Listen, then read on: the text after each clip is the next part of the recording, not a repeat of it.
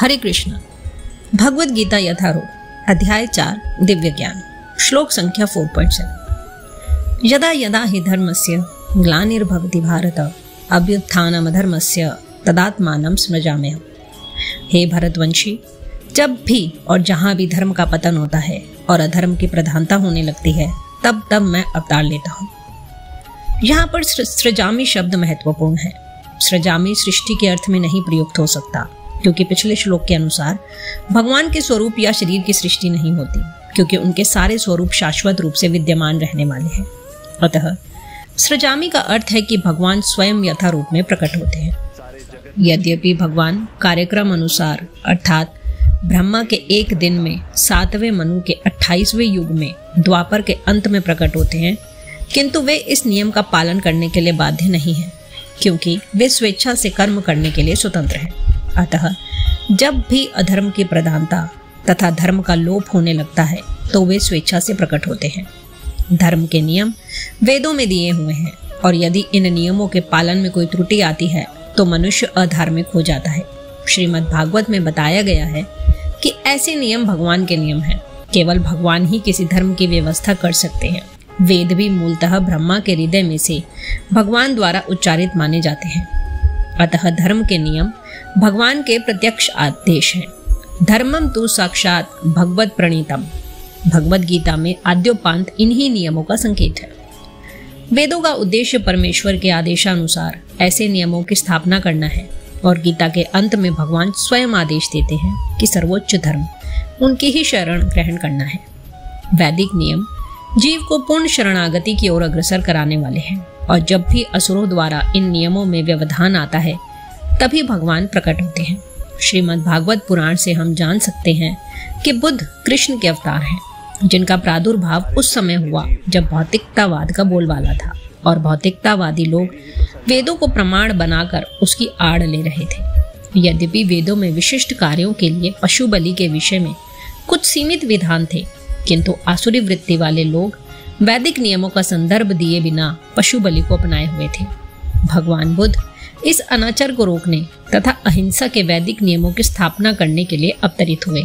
अतः भगवान के प्रत्येक अवतार का विशेष उद्देश्य होता है, और इन सब का वर्णन शास्त्रों में हुआ है। यह तथ्य नहीं है कि केवल भारत की धरती में भगवान अवतरित होते हैं। वे कहीं भी और किसी भी काल में इच्छा होने पर प्रकट हो सकते हैं।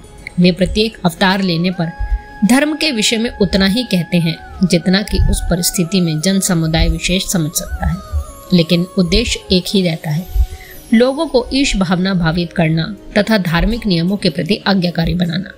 कभी वे स्वयं प्रकट होते हैं तो कभी अपने प्रामाणिक प्रतिनिधि को अपने पुत्र या दास के रूप में भेजते हैं, या वेश बदलकर स्वयं ही प्रकट होते हैं। भगवद गीता के सिद्धांत अर्जुन से कहे गए थे, अतः वे किसी भी महापुरुष के प्रति हो सकते थे, क्योंकि अर्जुन संसार के अन्य भागों के सामान्य पुरुष की अपेक्षा अधिक जागरूक था। 2 और 2 मिलकर 4 होते हैं। यह गणितीय नियम प्राथमिक कक्षा के विद्यार्थी के लिए उतना ही सत्य है जितना कि उच्च कक्षा के विद्यार्थी के लिए। तो भी गणित उच्च स्तर तथा निम्न स्तर का होता है। अतः भगवान प्रत्येक अवतार में एक जैसे सिद्धांतों की शिक्षा देते हैं, जो परिस्थितियों के अनुसार उच्च या निम्न प्रतीत होते हैं। जैसा कि आगे बताया जाएगा, धर्म के उच्चतर सिद्धांत चारों वर्णाश्रमों को स्वीकार करने से प्रारंभ होते हैं। अवतारों का एकमात्र उद्देश्य सर्वत्र कृष्ण भावनामृत को उद्बोधित करना है। परिस्थिति के अनुसार यह भावनामृत प्रकट तथा अप्रकट होता है। श्लोक संख्या 4.8 परित्राणाय साधूनां विनाशाय च दुष्कृतां धर्म संस्थापनार्थाय संभवानि युगे युगे। भक्तों का उद्धार करने, दुष्टों का विनाश करने तथा धर्म की फिर से स्थापना करने के लिए मैं हर युग में प्रकट होता हूँ। भगवद गीता के अनुसार साधु पवित्र पुरुष कृष्ण भावना भावित व्यक्ति है। अधार्मिक लगने वाले व्यक्ति में भी यदि पूर्ण कृष्ण चेतना हो तो उसे साधु समझना चाहिए। दुष्कृताम उन व्यक्तियों के लिए आया है जो कृष्ण भावनामृत की परवाह नहीं करते। ऐसे दुष्कृताम या उपद्रवी मूर्ख तथा अधम व्यक्ति कहलाते हैं, भले ही वे सांसारिक शिक्षा से वशीभूत क्यों न हो। इसके विपरीत यदि कोई 100% कृष्ण भावनामृत में लगा रहता है तो वह विद्वान या सुसंस्कृत न भी हो फिर भी वह साधु माना जाता है। जहाँ तक अनीश्वरवादियों का प्रश्न है, भगवान के लिए आवश्यक नहीं कि वे इनके विनाश के लिए उस रूप में अवतरित हों जिस रूप में वे रावण या कंस का वध करने के लिए हुए थे। भगवान के ऐसे अनेक अनुचर हैं जो असुरों का संहार करने में सक्षम हैं, किंतु भगवान तो अपने उन निष्काम भक्तों को तुष्ट करने के लिए विशेष रूप से अवतार लेते हैं जो असुरों द्वारा निरंतर तंग किए जाते हैं। असुर भक्त को तंग करते हैं, भले ही वे उसका सगा संबंधी क्यों ना हो। यद्यपि प्रहलाद महाराज हिरण्यकशिपु के पुत्र थे, किंतु तो भी वे अपने पिता द्वारा उत्पीड़ित थे। इसी प्रकार कृष्ण की माता देवकी यद्यपि कंस की बहन थी, किंतु उन्हें तथा उनके पति वसुदेव को इसलिए दंडित किया गया था क्योंकि उनसे कृष्ण को जन्म लेना था। अतः भगवान कृष्ण मुख्यतः देवकी के उद्धार करने के लिए प्रकट हुए थे, कंस को मारने के लिए नहीं। किंतु ये दोनों कार्य एक साथ संपन्न हो गए। अतः यह कहा जाता है कि भगवान भक्त का उद्धार करने तथा दुष्ट असुरों का संहार करने के लिए विभिन्न अवतार लेते हैं। कृष्णदास कविराज कृत चैतन्य चरितामृत के निम्नलिखित श्लोकों से अवतार के सिद्धांतों का सारांश प्रकट होता है। सृष्टु हेतु एई मूर्ति प्रपंच ते अवतरे, सेई ईश्वर मूर्ति अवतार नाम धरे।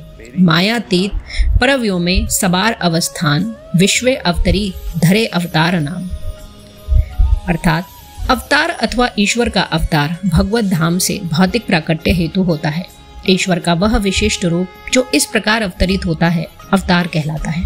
ऐसे अवतार भगवत धाम में स्थित रहते हैं। जब वे भौतिक सृष्टि में उतरते हैं तो उन्हें अवतार कहा जाता है। अवतार कई तरीके के होते हैं, यथा पुरुषावतार, गुण अवतार, लीला अवतार, शक्त्यावेश अवतार, मनवंतर अवतार तथा युगावतार। इन सबका इस ब्रह्मांड में कर्मानुसार अवतरण होता है, किंतु भगवान कृष्ण आदि भगवान हैं और समस्त अवतारों के उद्गम हैं। भगवान कृष्ण शुद्ध भक्तों की चिंताओं को दूर करने के विशिष्ट प्रयोजन से अवतार लेते हैं, जो उन्हें उनकी मूल वृंदावन लीलाओं के रूप में देखने के उत्सुक रहते हैं। अतः कृष्ण अवतार का मूल उद्देश्य अपने निष्काम भक्तों को प्रसन्न करना है। भगवान का वचन है कि वे प्रत्येक युग में अवतरित होते रहते हैं। इससे सूचित होता है कि वे कलयुग में भी अवतार लेते हैं। जैसा कि श्रीमद् भागवत में कहा गया है कि कलयुग के अवतार भगवान चैतन्य महाप्रभु हैं, जिन्होंने संकीर्तन आंदोलन के द्वारा कृष्ण पूजा का प्रसार किया और पूरे भारत में कृष्ण भावनामृत का विस्तार किया। उन्होंने वह भविष्यवाणी की कि संकीर्तन की यह संस्कृति सारे विश्व के नगर नगर तथा ग्राम ग्राम में फैलेगी। भगवान चैतन्य को गुप्त रूप में किंतु प्रकट रूप में नहीं, उपनिषदों, महाभारत तथा भागवत जैसे शास्त्रों के गुह्य अंशों में वर्णित किया गया है। भगवान कृष्ण के भक्तगण भगवान चैतन्य के संकीर्तन आंदोलन द्वारा अत्यधिक आकर्षित रहते हैं। भगवान का यह अवतार दुष्टों का विनाश नहीं करता, अपितु अपनी अहेतुकी कृपा से उनका उद्धार करता है। इस प्रकार भगवद गीता के अध्याय 4 दिव्य ज्ञान के श्लोक संख्या 4.7, 4.8 का भक्ति वेदांत तात्पर्य पूर्ण हुआ। हरे कृष्ण।